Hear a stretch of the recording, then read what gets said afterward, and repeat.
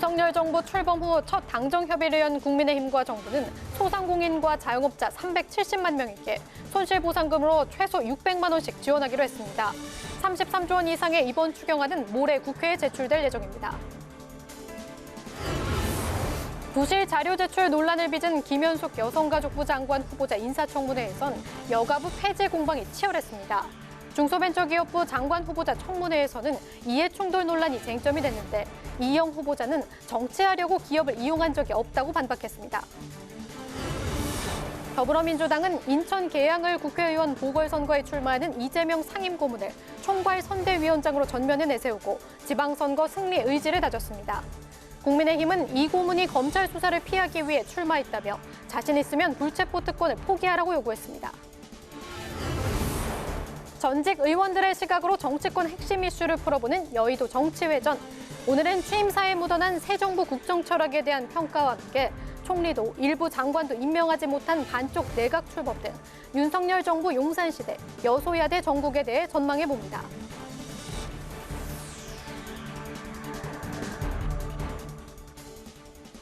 여러분 안녕하십니까? 5월 11일 의정종합뉴스 뉴스엔 시작하겠습니다. 오늘은 이영 중소벤처기업부 장관 후보자 인사청문회 중계로 조금 늦게 방송합니다. 윤석열 정부 출범으로 여야가 공수를 교대했는데요. 오늘 국민의힘이 정부와 첫 당정 협의를 열고 손실보상 지원을 위한 추경안을 논의했습니다. 당정은 370만 소상공인과 자영업자에게 손실지원금으로 최소 600만 원을 지급하기로 했는데 이에 따른 추경안의 예산 규모는 33조 원 이상이 될 것으로 보입니다. 보도에 김동길 기자입니다. 윤석열 정부 출범 후 처음으로 당정이 머리를 맞댔습니다. 소상공인과 자영업자 손실 보상을 위한 추경안을 협의하기 위해서입니다. 당정은 소상공인과 자영업자 370만 명에게 손실을 보든 안 보든 최소 600만 원을 지급하기로 합의했습니다. 앞서 인수위가 최대 600만 원을 차등 지급하겠다고 발표한 이후 소상공인과 자영업자의 반발이 커지자 피해 규모에 따라 차등 지급하되 최소 600만 원을 보장하기로 한 건데 공약 파기 논란을 의식한 것으로 풀이됩니다. 방역지원금으로 최소한 600만 원을 받을 수 있도록 충분한 예산을 편성해 줄 것과 100%의 손실보상, 사각지대 발굴을 통한 예산 지원 확대를 강력히 요청했습니다. 당정은 기존 손실보상에서 제외됐던 여행업과 공연 전시업, 항공운수업 등도 이번 추경을 통해 지원 대상에 포함해 지원하기로 했습니다. 또 코로나 피해 사각지대에 있었던 법인 택시와 전세버스, 문화예술인, 대리기사 등 특수 형태 근로자와 프리랜서도 지원할 예정입니다. 당정은 이번 추경안의 조속한 처리를 위해 민주당의 협조를 요청했고 민주당 박홍근 원내대표는 최대한 협조하면서 빠르게 심사하겠다고 밝혔습니다. 국민들의 민생을 챙기는 데는 여야가 있을 수 없으므로 이번 추경의 국회 의결을 위해서는 국회의 협조가 어느 때보다 절실합니다. 당면한 위기 상황에서 민생을 위한 출발점은 신속한 추경입니다. 이번 추경은 코로나로 인한 국민 피해를 보상할 마지막 기회입니다. 늦은 만큼 완전하고 확실한 지원이 신속히 이루어지도록 해야 합니다. 박 원내대표는 다만 53조 원의 초과 세수는 심각한 문제라며 철저히 따져보고 대응하겠다고 밝혔습니다. 추경안은 내일 국무회의를 거쳐 모레 국회에 제출될 예정인 가운데 오는 16일 국회에서 있을 추경안 시정연설은 윤 대통령이 직접 할 계획입니다. 국회방송 김동길입니다. 오늘 국회에서는 김현숙 여성가족부 장관 후보자에 대한 인사청문회가 진행됐는데요. 여야는 시작부터 여성가족부 폐지를 주제로 격돌했습니다. 야당인 더불어민주당은 여가부 폐지를 동의한 김 후보자는 자격이 없다고 비판했고 여당인 국민의힘은 여가부 기능과 권한을 조정해야 한다고 주장했습니다. 이매련 기자가 보도합니다. 윤석열 대통령이 공약으로 내세웠던 여성가족부 폐지. 하지만 윤석열 정부가 조직 개편 없이 기존대로 출범하면서 여성가족부 장관에 내정된 김현숙 후보자 인사청문회는 여야 공방으로 시작됐습니다. 야당인 더불어민주당 의원들은 여가부 폐지에 동의하는 김현숙 후보자가 청문회 자리에 설 자격이 있냐고 몰아세웠고 여가부 장관을 하겠다는 사람이 여가부 폐지에 동의한다는 겁니다. 그러면서도 이 자리에 장관 해보겠다고 앉아 있습니다. 넌센스입니다. 여가부 폐지가 현실화된다면 아동과 청소년 지원 등에서 사각지대가 발생할 것이라고 우려했습니다. 반면 여당인 국민의힘은 지난 정부에서 여가부가 권력형 성범죄 등에 미온적으로 대응했던 만큼 기능과 권한을 조정해야 한다고 맞받았습니다. 주요 업무 중에 여성 권익 신장이 아마 첫 번째로 있을 겁니다. 거기에 대해서 역행하는 일들을 지난 정부 때 했기 때문에 그 폐지가 기존의 여가부가 잘하던 그 기능까지 없애라는 그런 취지는 아닌 걸로. 김 후보자는 여가부가 젠더 갈등을 풀어가는 실질적 역할을 할 수 있도록 향후 기능 조정 과정에서 각계각층의 의견을 잘 수렴하겠다고 말했습니다. 제가 여가부 장관으로 지명된 것이 여성가족부를 폐지한다는 원칙은 분명하지만 이걸 어떤 방향으로 할 것인지에 대해서 각계각층의 이야기를 듣고 그다음에 모두가 합의 가능한 방향으로 가기 위해서 굉장히 좀 촘촘하고 그다음에 굉장히 합리적으로 설계하라는 그런 말씀으로 저는 알아들었습니다. 김 후보자 가족을 둘러싼 도덕성 논란도 불거졌습니다. 야당 의원들은 김 후보자의 80대 모친이 대표로 있는 회사에 업종과 소재지가 명확하지 않다며 페이퍼 컴퍼니 의혹을 제기했고 김 후보자의 배우자가 설립한 법인 회사에 20대 장남이 감사로 등재됐다고 비판했습니다. 이에 김 후보자는 어머니는 회사 CEO로 재직 중이며 회사 소재지가 불분명했던 것은 주소지 이전이 늦어졌던 것이라고 해명하고 아들의 감사직 논란에 대해서는 배우자가 사업을 본격화하면서 감사를 외부인으로 교체했다고 설명했습니다. 국회 방송 이매련입니다. 이영 중소벤처기업부 장관 후보자에 대한 인사청문회도 열렸는데요. 청문회에선 중소기업의 경쟁력 확보 방안이나 애로사항 해결책 등 정책 질의가 주를 이뤘습니다. 다만 민주당은 이 후보자가 23억 규모의 주식을 보유한 데 대해 이해충돌 의혹을 제기하며 질타했습니다. 보도에 김동희 기자입니다. 이영 중소벤처기업부 장관 후보자 인사청문회에서 여야는 주로 정책 검증에 집중했습니다.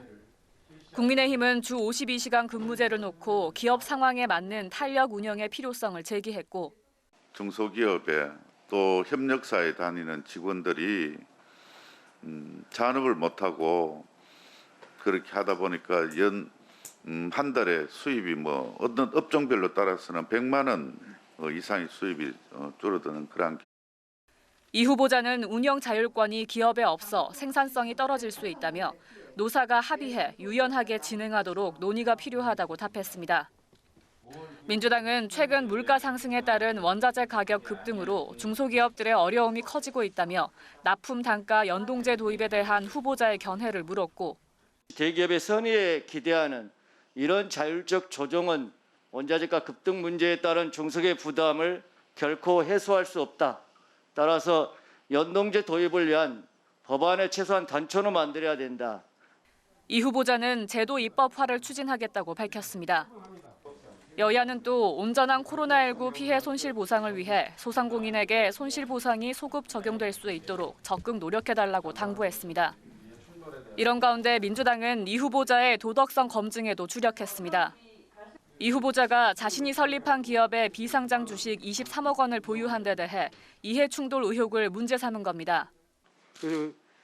보유 주식이 국회의원의 직무하고 충돌하는 경우에 당연히 그 처분을 의무화하고 있는데 주식은 처분하지 않고 상임위를 바꿔가면서까지 그 주식을 보유할 만한 그런 이유가 있었어요?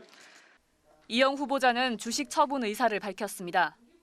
공직자 윤리법에 의거한 매각 내지는 백지 신탁을 진행할 예정입니다. 이 후보자가 정부기관 자문위원 당시 이 후보자가 대표로 있던 기업의 용역 수주 의혹 등도 논란이 됐는데 이 의원은 시기상 차이가 크다고 해명했습니다. 국회 방송 김동희입니다. 여야가 6월 지방선거와 국회의원 재보궐선거 승리를 위한 필승 의지를 다지며 본격적인 선거 체제로 전환했습니다. 오늘 통합선거대책위원회를 출범한 더불어민주당은 이재명 총괄선대위원장을 전면에 내세웠고 국민의힘은 국회의원 보궐선거에 출마한 이 위원장이 불체포 특권을 포기할 것을 요구했습니다. 임채원 기자가 보도합니다. 이재명 전 더불어민주당 대선 후보가 패배 이후 약 2개월 만에 당 총괄선대위원장을 맡으며 정치에 전면 복귀했습니다.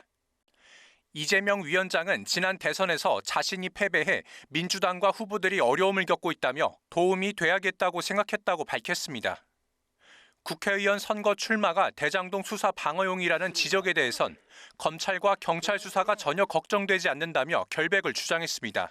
제가 사실 어떤 장소에 가든 이거 웃어야 될지 울어야 될지 표정을 어떻게 지어야 될지 정말로 어려웠습니다. 그래도 우리가 다시 또 출발해서 또 새로운 길을 열어가야 되지 않겠습니까? 민주당 선대위는 든든한 지방정부, 유능한 민생 일꾼이라는 슬로건을 내걸며 지방 권력까지는 내주지 않겠다는 의지를 강조했습니다. 우리 이겨야 합니다. 야당으로 치르는 첫 번째 선거 반드시 이겨야 합니다. 지난 패배를 서력하기 위한 진격 오늘 바로 시작합니다. 국민의힘은 국회의원 보궐선거에 출마한 이재명 총괄 선대위원장에게 불체포 특권 포기를 요구하며 공세를 폈습니다. 이 위원장이 대장동 개발과 성남 FC 후원금 의혹 수사로부터 방어하기 위해 국회의원 선거에 나선 것이 아니라면 불체포 특권을 포기해 수사 도피가 아니라는 것을 증명하라고 요구한 겁니다. 상임 선대위원장을 맡은 이준석 대표도 이재명 위원장의 인천 계양을 출마가 의아하다며 명분 없는 출마라고 비판했습니다. 그런데 이재명 후보는 분당에 본인이 친척도 그렇게 많이 만들었다고 하고 또 순회동이라고 하면은 본인이 분당에서 살았던 게 아닙니까? 그러다 버리고 이제 갑자기 계양으로 간다는 거죠. 예. 이 밖에 이 대표는 이재명 위원장과 안철수 전 인수위원장의 출마는 험지 출마가 아니라고 평가했습니다. 또 안 위원장이 국회의원 한 번 하려고 정치하는 게 아닐 것이라며 나중에 당권 경쟁을 하려면 당내에서 적극 활동해야 한다고 말했습니다. 국회 방송 임천입니다. 군인권센터와 성전환자 방송인 하리수 씨가 더불어민주당을 찾아서 모든 차별을 없애자는 취지의 차별금지법 제정을 촉구했습니다. 민주당은 늦어서 죄송하다며 입법 논의에 나서겠다고 약속했습니다.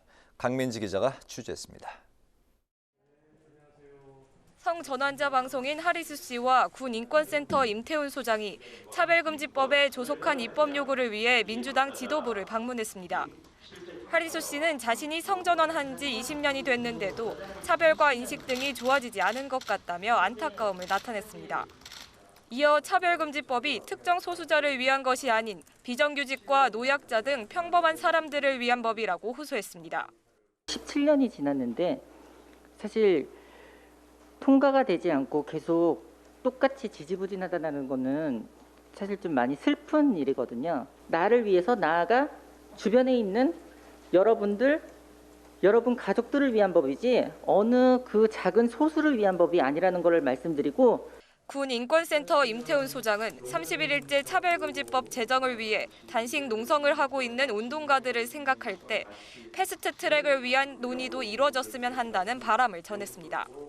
민주당은 먼저 지방선거 일정 때문에 일정 잡기가 어려웠다며 면담 요청에 늦게 응한 것에 사과했습니다. 그러면서 차별금지법 제정 추진 의지도 드러냈습니다. 국민 모두를 위해서 꼭 있어야 할 평등법 제정이 아직도 이루어지지 못한 데 대해서 안타깝게 생각하면서 더불어민주당이 더 열심히 해야 되겠다는 그런 말씀을 드립니다. 특히 지난달 법사위에서 차별금지법 공청회 계획을 의결했지만 일정 등 세부 논의의 진척이 없는 것에 대해 책임감을 느낀다고 밝혔습니다. 청의 세부 일정을 가지고 또 의견이 모아지고 있지가 않습니다. 원내대표로서 참으로 무거운 책임감을 갖습니다. 민주당은 의원총회 등을 통해 당 입장을 정할 것으로 보입니다. 다만 정확한 시기를 특정하지는 않았습니다. 이번 만남은 지난번 국회에서 열린 차별금지법 제정을 위한 비상시국 기자회견을 통해 민주당과 국민의힘의 면담을 요청한 데 따른 겁니다. 민주당과 면담을 한 임태훈 소장과 하리수 씨는 이준석 당대표와 권성동 원내대표 등 국민의힘 지도부에도 다시 한번 만남을 요청했습니다. 국민의힘 당대표와 원내대표님께도 저희가 공문을 보내서 면담 요청을 드렸습니다. 공청에 응해 주시면 감사하겠고. 다만 지방선거를 앞둔 시점에서 표에 민감할 수밖에 없는 거대 정당들이 입법에 속도를 낼지는 미지수입니다. 국회방송 강민지입니다. 송원석, 진성준 여야 원내수석 부대표가 한덕수 국무총리 후보자 임명동의안 처리에 대해 논의했지만 합의점을 찾진 못했습니다. 국민의힘은 새 정부가 출범한 만큼 총리 인준에 협조하는 게 국회의 책무라고 강조했지만 더불어민주당은 전관예우 논란을 비롯해 국민 눈높이에 맞지 않다고 반대했습니다. 여야는 이 밖에 신속하게 추경안을 처리하는 데 공감대를 이뤘지만 중대범죄수사청 설치 논의를 위한 사법개혁 특별위원회 가동에 대해서는 이견만 확인했습니다. 이준석 국민의힘 대표가 윤석열 대통령이 공약했던 병사 월급 200만 원 공약을 완전히 지키기 어려운 상황이라며 사과했습니다. 오늘 백령도 해병대 육사단을 방문한 이 대표는 문재인 정권의 방만한 재정 집행 때문이라며 재정 상황이 나아지면 원안에 가깝게 이행하겠다고 밝혔습니다. 또 코로나19로 힘들었던 면회나 외출, 외박 문제도 하루빨리 개선하고 서북도서에서 복무하는 장병에게 혜택이 되는 정책을 추진하겠다고 덧붙였습니다. 더불어민주당은 학술진흥법 개정안 이른바 아빠 찬스 방지법을 발의했습니다. 법안을 대표 발의한 전용기 의원은 한동훈 후보자를 비롯한 윤석열 정부 초대 내각 후보자 청문회에서 아빠 찬스를 활용한 자녀의 스펙 쌓기 문제가 심각하다고 강조했습니다. 개정안에는 불공정한 특혜를 사전에 예방하기 위해 교육당국이 매년 미성년자의 학술활동 실태를 조사하는 내용이 담겼습니다. 중앙선거관리위원회는 내일부터 이틀 동안 6일 지방선거와 국회의원 보궐선거 후보자 등록을 받습니다. 후보로 등록하려면 만 18세 이상이어야 하고 6월 1일 선거일 기준으로 60일 이상 해당 지자체 관할 구역에 주민등록이 되어 있어야 합니다. 공식 선거운동은 오는 19일부터 가능하고 그 전까지는 예비 후보자 선거운동만 할 수 있습니다.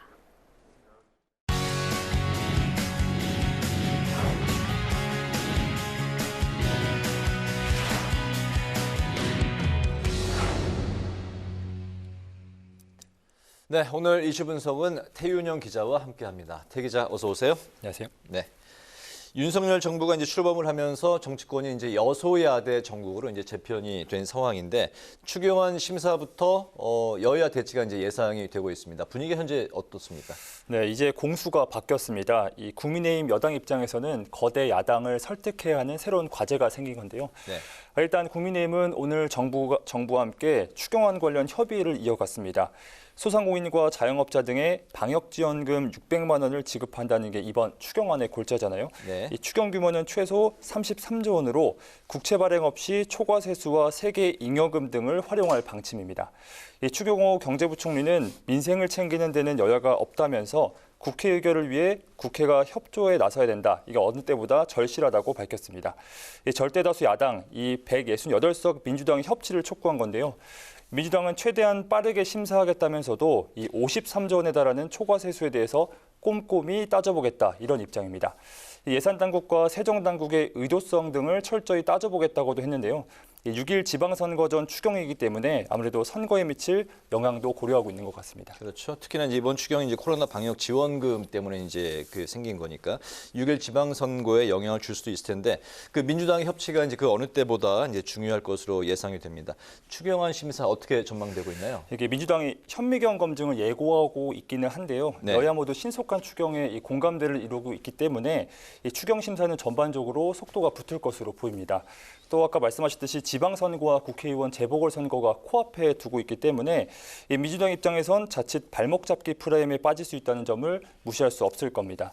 또 대선 당시 민주당에서도 이 새 정부 출범 직후에 추경 편성을 공약으로 내지 않았습니까? 그것 때문에 이 심사 과정에서 심사 지원과 같은 충돌은 없을 거다 이런 전망이 나오고 있습니다. 네, 현재 뭐 여야 모두 그 분위기 상으로는 추경안이 이제 그 추경이 필요하다 이런 공감대는 형성이 된 것 같은데, 근데 새 정부 내각을 두고 이제 실타래가 꼬여 있는 그 상황이잖아요. 그렇기 때문에 추경안이 협치의 시험대가 될 거다 이런 전망도 나오는데 어떤가요? 맞습니다. 어제 윤석열 당선인이 취임 직후에 한 첫 번째 결재가 바로 한덕수 국무총리의 임명 동의안이었습니다. 네. 그만큼 내각 구성을 중요하게 생각하고 있다는 건데요. 이 국회의 총리 인준을 촉구한 거다 이런 해석도 나왔습니다. 하지만 민주당은 오늘도 윤석열 내각 인준과 관련해서 비판을 쏟아냈습니다. 흔들림 없이 검증하겠다는 건데 이 대통령이 생각하는 공정과 상식의 기준이 무엇인지 의문만 커지고 있다고 했습니다. 이 국회는 이 총리 임명 동의안을 접수하면 20일 내에 본회의를 열어서 표결을 진행해야 합니다. 그런데 사실상 거대 야당 이 민주당이 인준을 반대하고 있어서 설령 본회의가 열리더라도 인준까지는 불투명한 상태입니다. 결국 내각 구성에 차질을 빚게 되는 건데요. 국민의힘은 정부 측 추경 관련 시정연설이 예정된 오는 16일에 이와 함께 한 후보 인준을 표결할 수 있게 하자는 입장입니다. 하지만 민주당은 이번 주 안에 의원총회를 열어서 총리 인준 여부를 당론으로 정할 방침인데요. 여소야대 국면 이 총리 인준과 관련된 신경전은 당분간 이어질 것으로 보입니다. 이 장관 후보자의 경우에는 대부분을 임명하지 못한 채 반쪽 내각이라는 평가가 나왔지 않습니까? 네. 그렇기 때문에 당장 내일 추경안 처리를 위한 국무회의가 열릴 예정인데 현 정부와 문재인 정부 국무위원들이 함께 참석하는 좀 어색한 상황이 연출될 수도 있겠습니다. 네, 현재 그 여소야대 국면에서 후반기 원 구성도 결코 이제 쉽지만은 않은 상황인데 이 부분에 있어서 여야 입장 차이가 지금 팽팽하죠. 맞습니다. 후반기 국회 원 구성을 앞두고 여야가 갈등을 빚고 있는데요. 민주당은 이 국민의힘과 합의한 기존 원 구성안을 재논의하자고 한 게 이 발단이 됐습니다. 지난해 7월 민주당과 국민의힘은 이 대선 직후 후반기 원 구성 때 이 국민의힘이 법사위원장을 맡기로 합의했습니다. 네. 하지만 민주당 박홍근 원내대표가 다시 원점에서 논의하자 이렇게 발언을 했는데요. 그에 대해 국민의힘은 노골적인 협치 파기다, 이 의회 독재라며 강하게 반발하고 있습니다. 민주당은 합의 주체가 잘못됐다고 주장하고 있는데요. 이 국회법에 따라 협상 주체는 원구성 당시의 교섭단체 대표, 그러니까 이 전반기 원구성은 전반기 당시 원내대표가, 그리고 후반기 원구성은 후반기 원내대표가 협상 주체라고 주장하고 있습니다. 당시 협상에 나선 건 윤호중 그리고 김기현 전 여야 원내대표였으니까 후반기 때는 다시 논의해야 한다는 이런 논리입니다. 하지만 진짜 속내를 두고는 여러 가지 해석이 나오고 있는데요. 먼저 검찰 수사권 분리 법안 후속으로 이 중수청 설치안이 추진되고 있는데 이 법사위를 지켜야 그만큼 유리한 고지를 선점할 수 있다. 이런 판단이 깔렸습니다. 또 새 정부 국정과제 입법에도 주도권을 줄 수 있다는 계산도 깔린 것으로 보이는데요.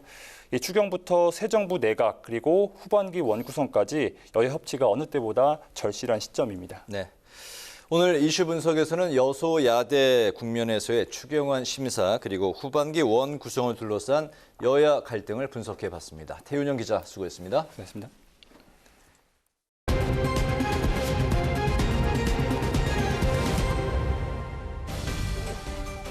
오늘의 정치톡 시간입니다.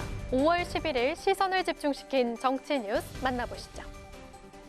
오늘의 첫 번째 정치톡. 아직은 어색한 윤석열 정부입니다. 어제 제20대 대통령 취임식과 함께 새 정부가 닻을 올렸죠.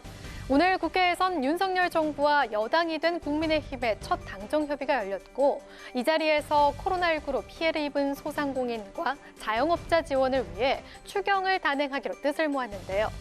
새 정부의 첫발 그리고 그 진용에 관심이 모아지고 있는 지금 윤석열 정부라는 말이 아직은 어색했던 걸까요? 정치권 곳곳에서는 말실수가 이어졌습니다. 오늘 국민의힘 지방선거 중앙선대위 회의에선 권성동 원내대표의 웃픈 말실수가 있었는데요.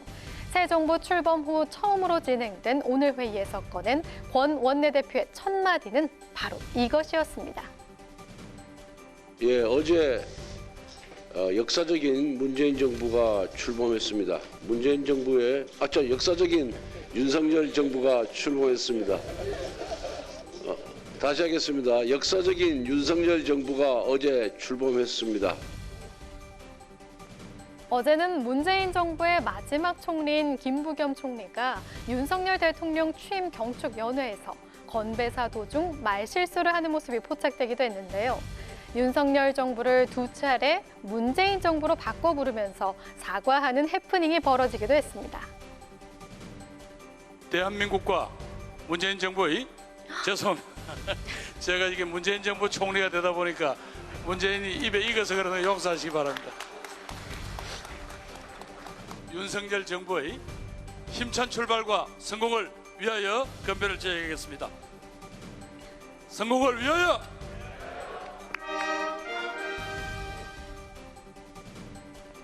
앞으로 5년간 대한민국 국정을 책임질 윤석열 정부가 공식 출범했습니다. 새 정부 앞에 놓인 정치 상황이 녹록지 않은 만큼 풀어야 할 과제 역시 산적한데요. 국민이 진정한 주인인 나라를 약속한 윤 대통령.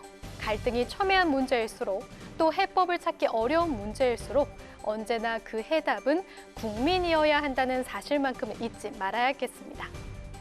이어서 오늘의 두 번째 정치통. 이재명 숨쉰 채 발견입니다. 이재명 더불어민주당 상임고문이 6일 보궐선거에 출마를 선언한 인천 계양을을 찾아 본격 민생 행보에 나섰습니다. 이 고문은 어제 오후 자신의 유튜브 채널에 이재명 인천 계양구 부일공원에서 숨쉰 채 발견이라는 제목의 영상을 올리면서 계양구 계산동 민생 투어 현장을 공개했는데요.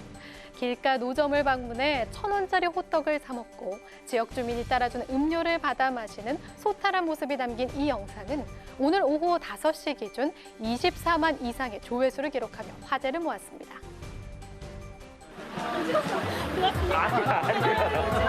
반갑습니다. 영광입니다. 파이팅. 안에 소 젊으시구만. 호떡 많이 팔았어요? 많이 팔았어요? 아니야, 호떡 하나 얼마예요? 네. 나만 사 먹어. 아니, 그래도. 이걸 가지고 설마 기부행이라고 그러진 않겠지?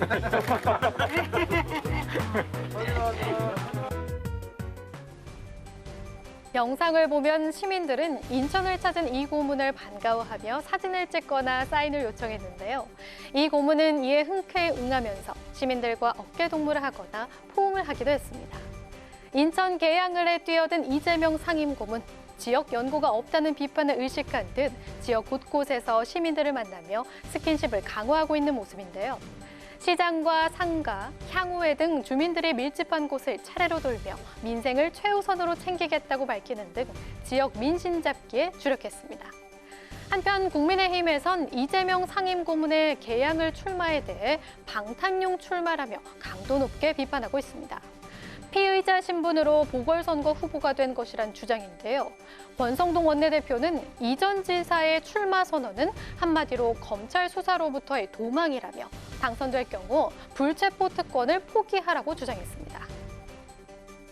지금까지 드러난 의혹만으로도 이 전 지사에 대한 수사는 불가피합니다. 경기도 법인카드 유용 의혹, 성남FC 후원금 의혹 사건 모든 수사의 종착점은 결국 이 전 지사일 수밖에 없습니다. 국회의원이라는 방탄조끼가 필요하다는 것입니까? 이 전 지사는 모든 의혹 앞에 자신이 있다면 지체 없이 불체포 특권 포기 선언을 해야 합니다. 민주당 이재명 상임고문, 방탄용 출마라는 비판에 대해 물도 안 든 물총이 그렇게 두려우냐, 걱정하지 않아도 된다며 자신은 인생을 살며 부당한 일을 한 적이 없다고 밝혔는데요. 대선 패배 후 2달 만에 재등판한 이재명 고문. 새 정부 출범에 대한 기대감으로 선거 판세가 민주당에 불리한 지금 인천에서 승리하고 민주당의 지방선거 과반 승리를 이끌겠다는 그의 다짐은 과연 이루어질 수 있을까요? 지금까지 오늘의 정치톡이었습니다.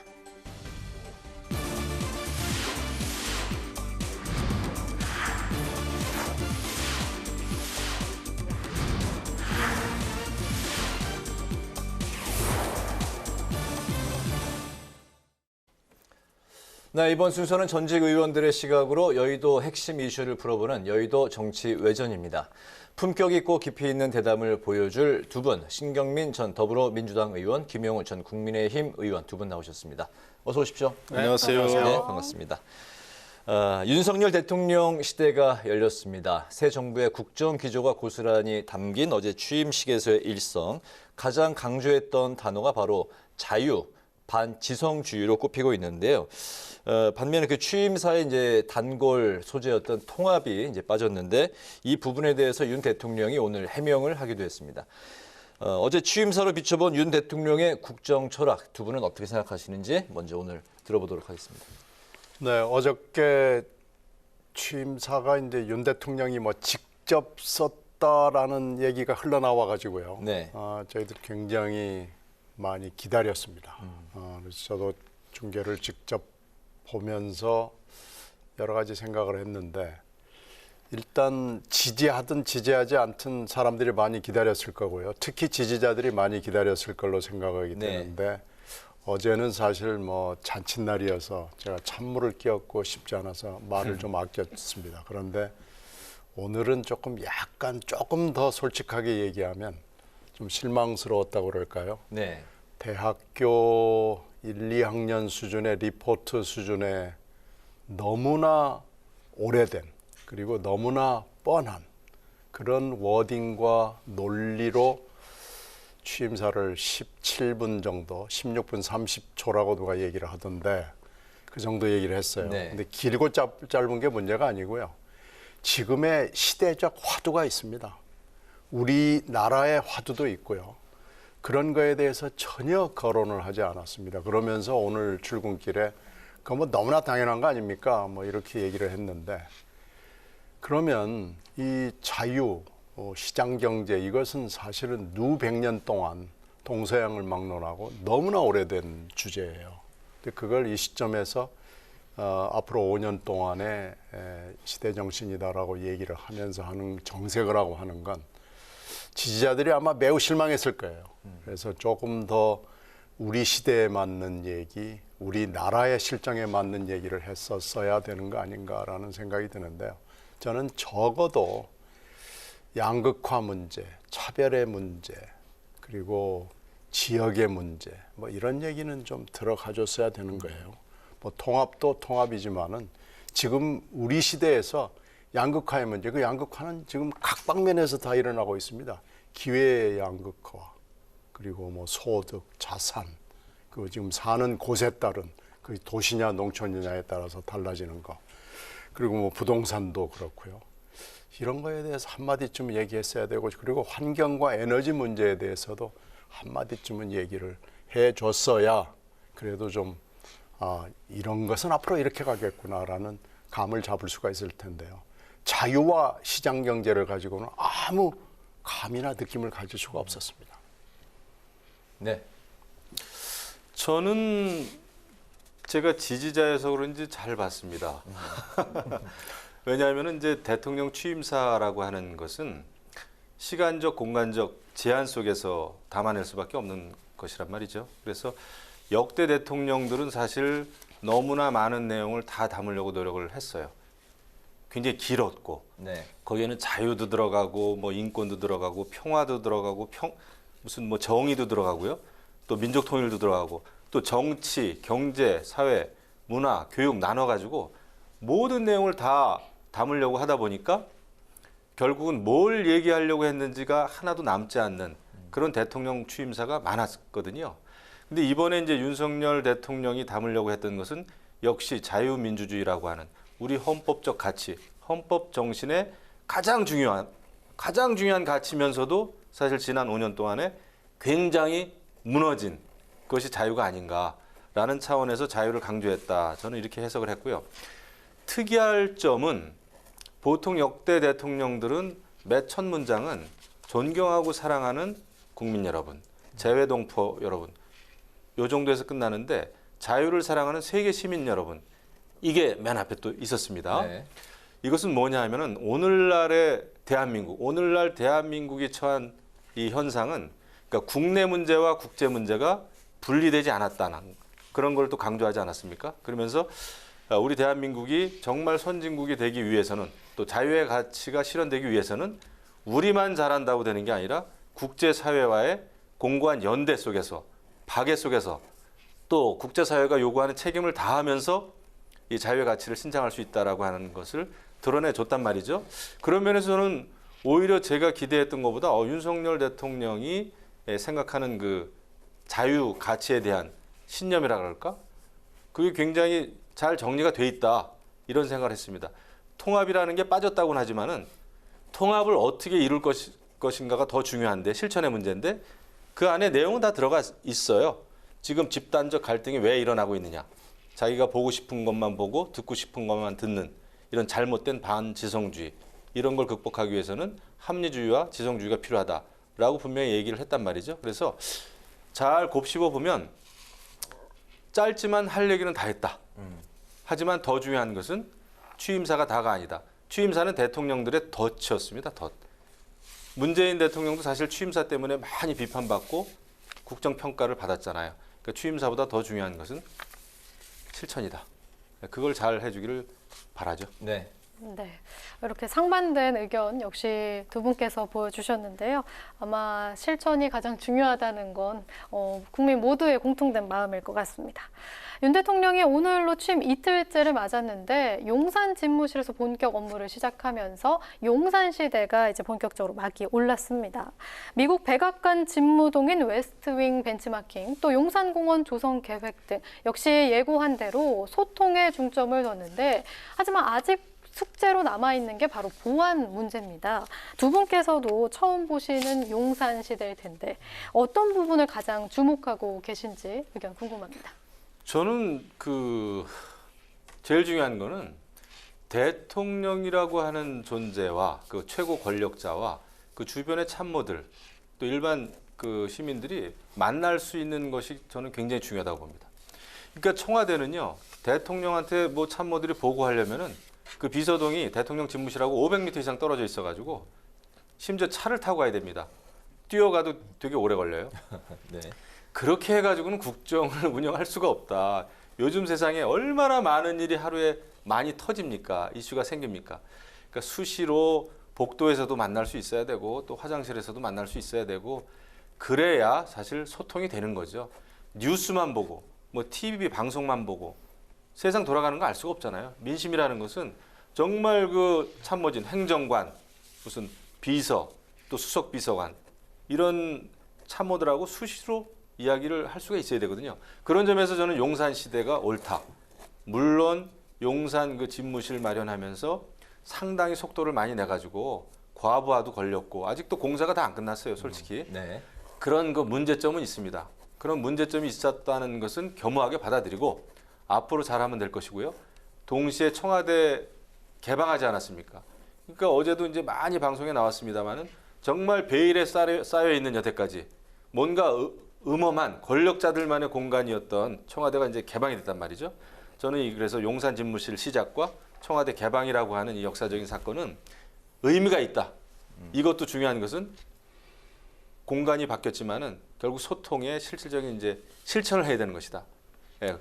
말씀하셨죠, 대통령도 구두 밑창이 다 떨어지도록 네, 열심히 신나게 일하자 그랬는데 네. 예, 그 말을 꼭 지켜야죠. 네.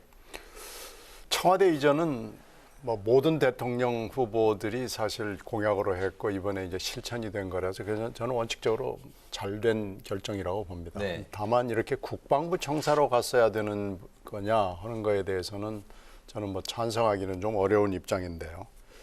미국 얘기를 자꾸 얘기하기 때문에 저도 미국 얘기를 좀 할 수밖에 없는데요. 미국에서는 대통령이 바뀌면요, 웨스트 윙하고 이스트 윙하고 그 지도가요, 그러니까 대통령 집무실은 안 바뀌지만은 부통령실, 뭐 저 보좌관들의 방은 바뀝니다. 대통령마다. 네. 그래서 제일 자기하고 가까운 사람 내지는 가깝게 일해야 될 사람을 대통령 집무실 오발 오피스 바로 옆에다가 넣거든요. 그래서 부통령이 만약에 조금 멀면 저쪽 구석으로 보내고요. 자기하고 가까운 사람을 놓고 그 지도가 워싱턴 포스트의 단골 기사입니다. 그래서 이번 대통령은 누구하고 제일 친하구나 하는 게 나와요. 네. 그래서 오발 오피스에서 걸어 나와서 몇 발짝이면은 비서실장 방이고 부통령 방은 그거보다 몇 발짝 더 간다랄지 뭐 이런 기사들을 제가 대통령이 바뀔 때마다 워싱턴 포스트에서 봤거든요. 그러니까 우리도 그렇게 가는 겁니다. 근데 그렇게 가야 되는데 사실 청와대는 노태우 대통령이 그 청와대를 새로 개조를 하면서 그런 개념으로 만들지 않고요. 사실은 제왕적인 그 오피스를 만들어 놓은 거예요. 그건 잘못됐죠. 그래서 이게 사실은 조선 총독부 관저로부터 나온 걸로 계산을 하면 83년 만에 시민의 품으로 돌아간 겁니다. 그래서 이건 뭐 원칙적으로 찬성을 하는데 앞으로 진짜로 이것을 잘 만들어야 되는 것은 이건 대통령 이제 당선인이 아니고 대통령이 만들어 가야 되는 겁니다. 정말로 웨스트윙, 이스트윙을 제대로 하려고 그러면은 그걸 옮기는 건 필요한 조건이고 그 내용을 어떻게 할 것이냐 하는 대통령이 만들어가는 거기 때문에 숙제고요. 보안 문제도 숙제고 그 안에 지금 그 지하 벙커 이 문제도 운용을 좀 잘 해가지고 그 공백이 없고 틈이 없도록 잘해야 됩니다. 그건 모두 다 새로운 대통령의 숙제입니다. 네, 알겠습니다. 다음 질문 이제 또 드리겠습니다. 어제 이거 자연인 신분으로 고향 양산으로 이제 돌아간 문재인 전 대통령인데요. 인사말을 보니까 정말 밝고 힘찬 목소리로 말씀을 하셔서 정말 해방감을 느끼고 계시구나 그런 걸 이제 느낄 수가 있었는데 본인의 이제 바람이 앞으로 이제 잊힌 삶을 살고 싶다. 사람들로부터 잊혀지고 싶다 이런 바람을 말씀을 하셨는데 이게 근데 쉽지만은 않을 수 있다는 그 목소리도 이제 현재 나오고 있거든요. 매 정권마다 전 정권 수사가 이제 있었기 때문에 이제 그런 이야기가 나오고 있는데 문재인 전 대통령의 바람이 과연 이루어질 수 있을지 두 분의 생각 들어보겠습니다.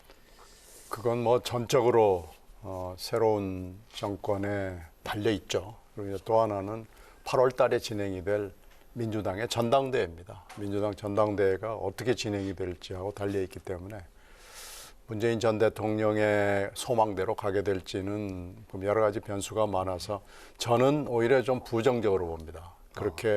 그렇게 잊혀지고 조용히 양산에 거기서 편안하게 그냥 지낼 수 있을까? 저는 좀 회의적입니다. 정치권에서 다시 소환할 거나 말씀. 아무래도 소환하려고 하는 그 자석처럼 끌어당기는 힘이 서울 쪽에서 끌어당기는 힘이 훨씬 더 강할 걸로 생각을 하고요. 저렇게 편안하게 지내는 날짜는 아마 길지 않을 거다라는 생각을 갖고 있습니다. 문재인 대통령 전 대통령이 들으면 악담을 한다 이렇게 들으시겠는데요. 예상 정도가 아니라 거의 그렇게 될 걸로 말씀을 하시는 것 같습니다. 어떻게 보셨습니까? 불행하게도 저도 생각이 비슷합니다. 왜냐하면은 이 한나라의 대통령이라고 하는 그 직업은 정말 운명적인 직업이잖아요. 그러니까 지금은 이제 쉬고 싶은 생각, 자연인으로 돌아가고 싶은 생각, 그 심정도 이해는 갑니다만은 얼마나 힘들었겠어요, 5년 동안. 네. 하지만 국내 정치 상황이 그렇지 않고 또 지난 5년 동안 가장 최고의 정치를 또 해왔고 하기 때문에 이렇게 대한민국 정치가 편안한 정치가 아니라 갈등 상황에서 계속 정치가 이루어지고 있는 한 끊임없이 의견 개진을 요구받을 것이다 생각이 들고요. 그리고 또 제가 생각할 때 이제 거의 임기 막바지에 실질적으로 언론 인터뷰를 하면서 많은 이야기를 쏟아냈습니다. 네. 본인 스스로가. 그거 보고 앞으로도 자연인으로서 조용한 삶을 이어가겠다라는 생각이 저는 안 들었습니다. 의견을 개진할 것 같은 생각이 좀 들었어요. 진심이 아닐 것 같다는 말씀이에요. 예, 그래서 지금은 당장 몸이 힘들고 너무나 큰 그 압박감에서 살아왔고 하니까 스트레스를 많이 받으셨죠. 그래서 일단 이제 내려가서 쉬고 싶다라는 생각이 있을 겁니다. 그런데 이제 물론 본인이 또 하시기 나름이겠지만 네. 이러저러한 여러 가지 이슈에 대해서 생각을 이야기할 것만 같아요. 더더군다나 지금 이재명 또 후보, 전 대통령 후보가 다시 또 이제 국회의원 후보가 되지 않았습니까? 네. 또 만약에 국회에 들어와서 또 당권에 도전하고 막 이런 상황이 계속 벌어진다면 결국 문재인 대통령에게도 여러 가지 어떤 그 정치적인 활동까지는 아니어도 의견을 구하는 그런 목소리가 나오지 않을까 생각이 듭니다. 알겠습니다. 네. 이렇게 새로운 정부에 들어서면서 여의도 지형도 전격 여소야대로 재편이 됐습니다. 여야가 이제 공수가 바뀌게 된 건데요. 이 첫발부터 한덕수 총리 후보자 인준이라는 난제를 만났죠.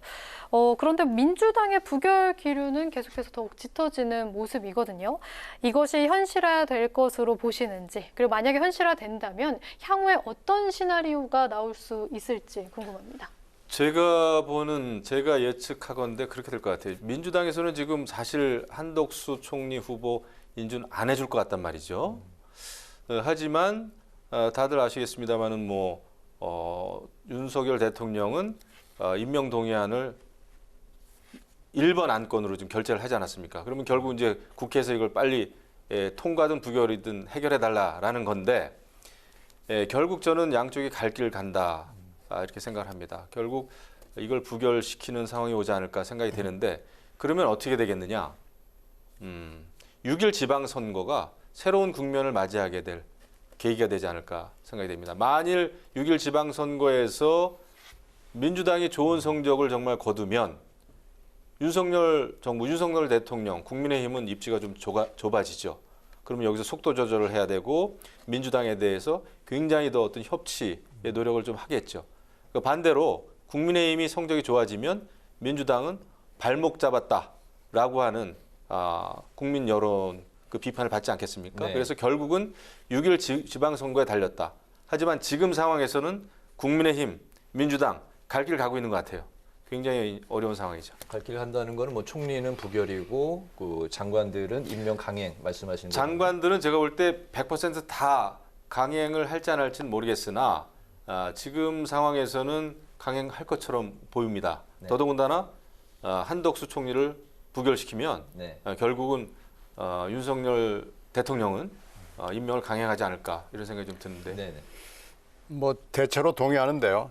거기서 이제 정호영 보건복지부 장관 후보를 만약에 임명을 강행한다. 지금 언제든지 할 수 있잖아요. 네. 강행한다 그러면은 한덕수 총리를 임명 동의를 해주기가 훨씬 더 어려워지는 거죠. 지금 현재 몇 사람은 이 사람은 임명하는 게 좋지 않겠다라고 분명히 의사표시를 민주당이 했잖아요. 그 중에서도 1급이라고 그러면은 정호영 장관 후보입니다. 근데 정호영 장관 후보까지 임명을 하게 되면은 민주당으로서는 입지가 매우 좁아지는 거고요. 그렇게 될 경우 아니 그러면은 민주당 정권에서 총리를 했던 사람을 부결을 시키느냐? 라는 또 책임이 있고 또 6일 지방선거에 주는 영향도 있지만은 만약에 정호영 장관까지 간다고 그러면은 지금 현재로서 민주당으로서 선택지가 거의 없어지는 거죠. 부결로 갈 수밖에 없는 진짜 강대강으로 한번 붙어보자 뭐 이렇게 갈 수밖에 없는 상황이 될 수도 있고 그래서 내일이나 하여튼 이번 주 안에는 이 방향이 결정이 될 텐데요. 아직도 약간의 여지는 남아 있으니까요. 여야가 특히 이제 대통령 본인을 포함해서 잘 좀 이 전국을 풀어나가는 키를 찾았으면 좋겠습니다. 네. 아무래도 사실 원활한 국정 운영을 위해서는 어서 내각이 구성이 돼야 할 텐데 이렇게 총리부터 일부 장관들까지 반쪽 내각으로 출범을 하게 됐잖아요. 그러면 이 출범, 반쪽 내각 출범은 누구의 책임이 더 크다고 보시나요? 반쪽 내각은 사실 이번이 처음이 아니고요. 항상 대선이 있을 때마다 그 장관을 꿔주고 해서 그렇게 했습니다. 그런데 이번의 경우는 또 이번에 독특한 경우가 있는 거죠. 그러니까 어떻게든지 풀어나갈 수는 있습니다. 만약에 이제 풀어나갈 수 없다 그러면 정말로 이제 강대강으로 해서 그러면 6일 지방선거에 국민의 심판을 받아보자. 이렇게 또 가는 수밖에 없는 거죠. 이렇게 안 갔으면 좋겠는데 지금 방향은 자꾸 강대강 쪽으로 가고 있어서 걱정스럽습니다. 네, 여야 원내 수석도 뭐 그 총리 인준 표결 본회의 일정에 또 뭐 그 불발했다는 그런 뉴스도 좀 전에 또 들려오는데요. 네, 강대강으로 가는데 근데 제가 이제 민주당의 입장에 대해서 조금 궁금한 점이 하나는 사실 민주당이 지금 이제 한덕수 총리 후보 인준을 위해서면 국민의힘 그러니까 윤석열 대통령이 정호영이든 한동훈이든 지금 낙마시켜라 이 얘기 아닙니까? 근데 그거는 조금 논리적으로도 그렇고 저는 문제가 있다고 봐요. 정말 한덕수 총리가 문제가 있다면 한덕수 총리를 부결을 시키는 게 맞고요.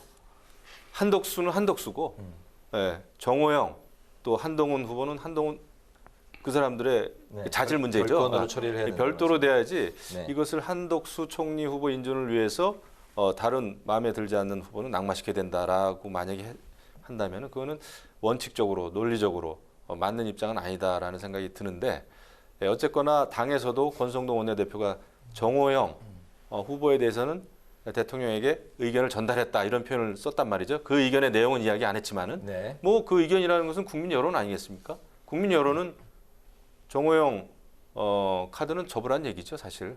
근데 그것을 대통령이 어떻게 판단할지는 이제 두고 봐야 되겠죠. 알겠습니다. 이제 그 새롭게 그 윤석열 정부가 출범을 하면서 여야가 이제 입장이 바뀌었는데요. 정치권에 당부하고 싶은 말씀이 있으시면 오늘 마지막으로 들어보겠습니다. 국민들이 지금 매우 불안해합니다. 이 불안해하는 것들을 좀 더 자세히 들여다보고 이 불안을 조금이라도 줄이고 할 수 있는 쪽으로 정치권이 가야 된다고 봅니다. 그런데 이렇게 얘기하는 저도 그렇게 갈 수 있을까라는 회의적인 생각이 들기 때문에 그게 더 지금 안타깝습니다. 네. 저는 뭐 일단은 윤석열 대통령에게 좀 당부를 드리고 싶어요. 어제 취임사 저는 잘 들었습니다. 좋은 내용 많았고요. 하지만 취임사라고 하는 것은 그 대통령의 앞으로 국정평가를 평가하는, 국정 운영을 평가하는 그 기준이 되고 대통령의 덫이 됩니다. 지난 문재인 대통령의 아주 훌륭한 취임사를 우리가 돌이켜보면 알 수 있잖아요.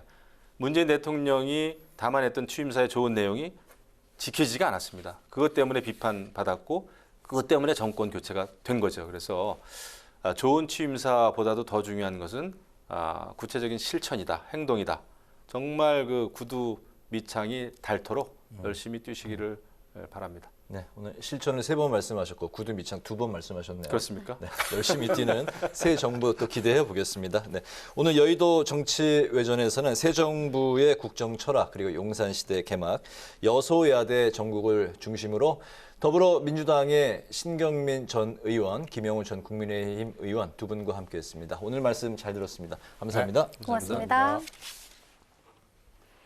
목요일인 내일은 6월 하순에 해당하는 초여름 더위가 찾아오겠습니다. 내일 아침 기온은 서울 16도 등 전국이 11도에서 17도 분포를 보이겠고요. 낮 기온은 서울 28도, 대구 24도 등으로 오늘과 비슷해 일교차가 크겠습니다.